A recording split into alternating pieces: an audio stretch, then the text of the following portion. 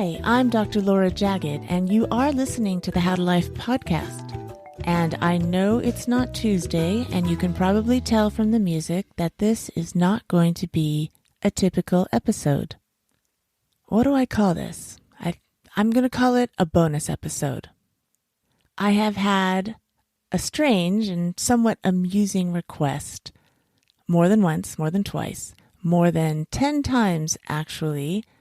I have been asked to read a story. That's right, a story. So since I'm here to serve you and I aim to please, I have selected a story which I think you're going to enjoy very much. I used to read stories to my children when they were little, and I'm going to read a story that my mother read to me when I was a child. This was one of my favorite stories. I loved it back then, and I still love it today. It's called The Monkey's Whiskers, a Brazilian Folktale by Anne Rockwell. This is the place where the coconut trees grow taller and the parrots call noisier and the flowers are redder than anywhere else in the world. High in the tallest coconut palm, a monkey lived. He passed his days full of mischief, swinging from tree to tree by his wonderful tail and dropping coconuts on the jaguars who tiptoed below and the alligators who swam in the river. One day, the monkey decided to swing down from the trees and see the world. Past a bend in the river stood a little town, and in the town there was a barber shop. Looking inside, the monkey saw the barber shaving a man, and he wondered how he would look without his whiskers. He hopped into the barber chair and demanded that the barber shave his whiskers, and quickly at that. Although he had never before shaved a monkey, the barber did. When he was finished, the monkey looked into the mirror. At first he said nothing, but then he began to jump up and down in the barber chair, squealing angrily, "Where are my whiskers? I want them back!" Patiently and politely, the barber tried to explain that the whiskers could not be put back. The more he explained, the angrier the monkey became, until at last he said, "Then give me your razor. I must take that if you will not give me back my whiskers, which you have taken away." So the barber gave the monkey his razor, although he was sad to do so, for it was the shiniest and sharpest one he had. The monkey walked on through the town carrying the razor. He was still grumbling to himself about his lost whiskers when he came to a woman who was cleaning a fish at the river's edge. Because she was poor, she had only a scrap of wood to scrape off the fish scales. "Here," said the monkey, pretending to be very kind and polite, "take my razor. You'll be able to clean and scale your fish very quickly with it." And before the woman even had a chance to say thank you, he scampered away to see more of the town. Later on, he returned to the woman, and he said to her, "Give me back my razor now." But the woman sighed and said, "Ah, it was slippery in the water, and it slid out of my hand. I'm afraid that the river has carried it away." "What? You've lost my beautiful razor?" The monkey's teeth chattered with anger, and he shouted, "Then you must give me your fish." And plead as she would for all her hungry little children who would have no supper that night, the monkey would hear none of it. He insisted that she must give him the fish in return for the razor. Before long she did, and off he went, carrying the fresh fish that the woman had just baked. Soon he came to a man sitting in the shade of a coffee tree, munching on a piece of bread. It was yesterday's bread, dry and stale, but the man had no water with which to wash it down. "Here," said the monkey, sounding very kind and polite. "That bread looks dry and tasteless. Take my fish. You are welcome to it."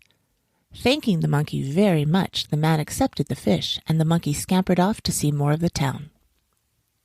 The next day the monkey came back to the man, who was picking coffee beans from the tree. "Good morning," said the monkey. "I've come for my fish." "Your fish?" cried the man. "But I ate it last night for dinner."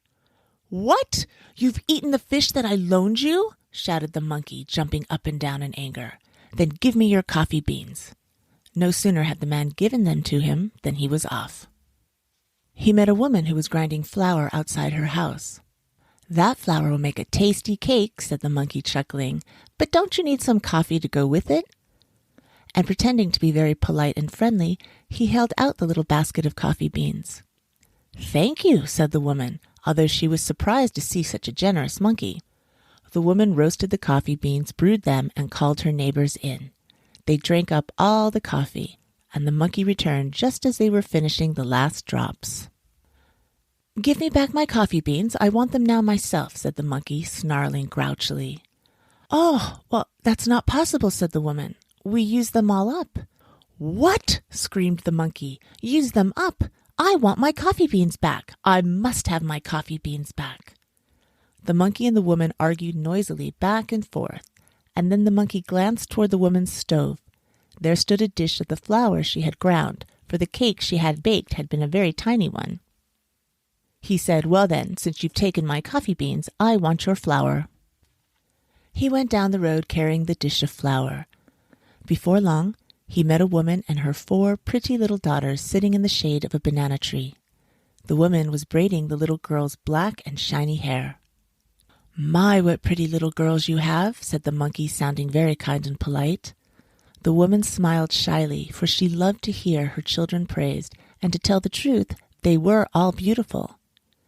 "They look to be such sweet children," continued the monkey, "that they should have a cake for lunch. I have here some fresh ground flour, and perhaps if you add a little coconut milk, you can make a cake as sweet as they are." At this, the woman and all the little girls thanked the monkey, although they were surprised, for they were not accustomed to seeing such a polite and gentle monkey. The next day the monkey came back. "Oh, the cake was delicious," said all the little girls. "Thank you very much." "Don't tell me," squealed the monkey, snarling and showing his teeth, "that you naughty children have eaten all my flour."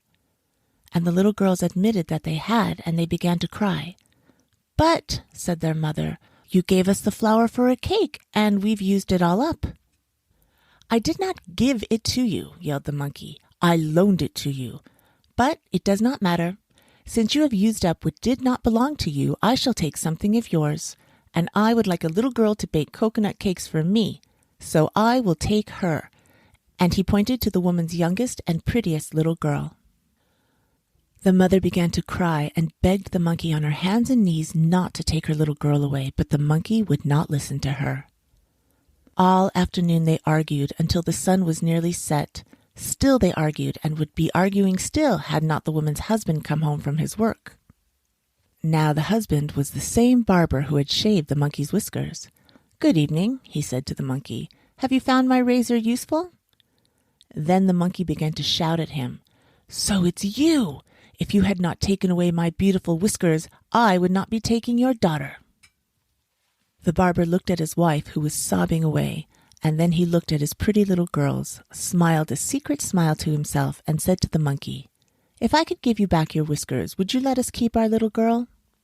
The monkey frowned and thought for a moment, and then he growled a surly yes, for to tell the truth, he was growing tired of the town. He was eager to get back to his home in the tall coconut palm, where he could drop coconuts on the jaguars tiptoeing below. "Very well," said the barber. "It'll be difficult, but I can do it. It'll take 8 days. Come with me." And he led the monkey to a dark place underneath the house. "You must stay here and sit perfectly still," said the barber. "I shall give you a magic coconut to eat, and I will cast a magic spell, and your whiskers will come back to you. Mind you, I don't do this for every customer. However, yours is a special case." So the monkey stayed hidden under the house, where it was dark and cool, for 8 whole days. He had never sat so still for so long. At the end of the 8th day, the barber came and called him out. "Behold," he said, "I gave you back your whiskers." And he held up a mirror for the monkey to see. There were his whiskers, redder and fuzzier than ever before. Joyously the monkey swung from tree to tree in the barber's garden, and the barber and his wife and little girls danced for joy. All except the youngest and prettiest one, for she had thought it might be fun to learn to swing from tree to tree and learn all the tricks that monkeys know. Suddenly the barber turned around, grew stern in the face, and shook his finger at the monkey. "Now," he said, "give me back my razor. I have returned your whiskers to you."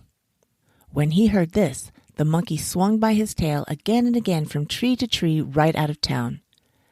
Back he went to the forest where the coconut trees grew taller and the parrots call noisier and the flowers are redder than anywhere else in the world. And he lives there still. He never came back to town, but he keeps busy dropping coconuts down on the jaguars and alligators below. And the barber and his wife and their pretty little girls laugh when they think of how the barber returned the monkey's whiskers to him. Well, what did you think? Did you like that? I did. I haven't read that in a long time and it still holds up. It brings back a lot of fun memories. Why do I still have this book? It's actually my sister. She went on a mission to track down our entire library when we were children. There are some great stories that you can't find anymore. Let me know if you enjoyed this story time and I'll read you another story. I actually liked that. You can send me an email to drlj@howtolife.com or go to the website directly, howtolife.com. I have a new feature on there where you can leave me a voice message. I would love to hear from you. We'll resume again on Tuesday with the traditional How to Life podcast episode. I've got something great in store for you. So until then, enjoy your weekend. Be safe, be kind to everybody, and really take care of yourself. I'll see you on Tuesday. You got this.